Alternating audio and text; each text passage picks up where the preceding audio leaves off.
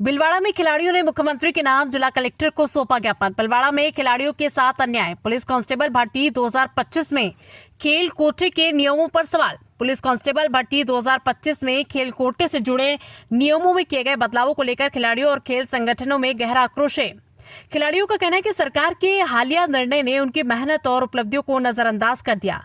खिलाड़ियों का आरोप है कि वर्ष 2020 और 2022 की भर्ती में राष्ट्रीय स्तर पर भाग लेने वाले खिलाड़ियों को योग्यता सूची में शामिल कर उनकी उपलब्धियों के आधार पर अंक प्रदान किए जाते थे। उदाहरण के तौर पर सीनियर नेशनल फेडरेशन कप और नेशनल गेम्स में भाग लेने पर 17 अंक तथा जूनियर एवं सब जूनियर चैंपियनशिप में भाग लेने पर 16 अंक दिए जाते थे।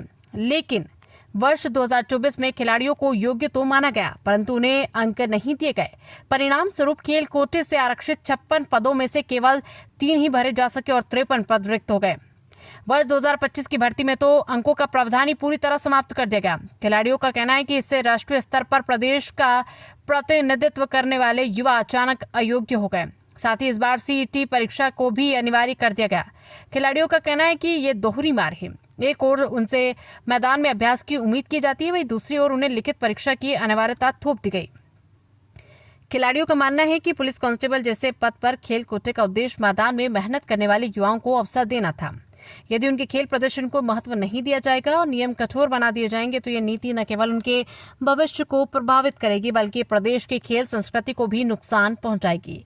ग्रामीण पृष्ठभूमि से आने वाले खिलाड़ियों ने सरकार से मांग की है कि पूर्व की भांति अंक आधारित प्रणाली लागू की जाए, सीईटी परीक्षा की अनिवार्यता हटाई जाए। राष्ट्रीय स्तर पर राजस्थान का प्रतिनिधित्व करने वाले खिलाड़ियों को उचित अवसर देकर उनका मनोबल बढ़ाया जाए। खिलाड़ियों का कहना है कि यदि समय रहते सरकार ने इस मामले में संवेदनशील निर्णय नहीं लिया तो बड़ी संख्या में खिलाड़ी अन्य राज्यों की ओर पलायन करने को मजबूर होंगे। भीलवाड़ा से संवाददाता विजय भारद्वाज की रिपोर्ट। आज हम यहाँ पर कलेक्टर महोदय को मुख्यमंत्री के नाम पर अपना ज्ञापन सौंपने आए हैं। उसके अंदर हमारी ये मांग है, जैसे स्पोर्ट्स कोटे के अंदर जो सीईटी लागू की गई है उसको हटाने के संदर्भ में, और दूसरा जो मेडलिस्ट वगैरह है उनको मेडलिस्ट के साथ साथ सीईटी दोनों लगा दी गई है, तो उन दोनों को हटाने के संदर्भ में हम कलेक्टर महोदय को मुख्यमंत्री के नाम पर ज्ञापन सौंपने आए हैं। ये सीईटी क्या है?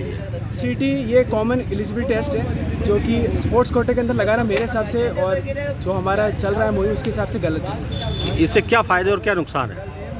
इससे फ़ायदा तो देखो मुझे नहीं लगता कुछ है, और एज ए स्पोर्ट्स पर्सन मुझे फ़ायदा बिल्कुल नहीं है, नुकसान ही है।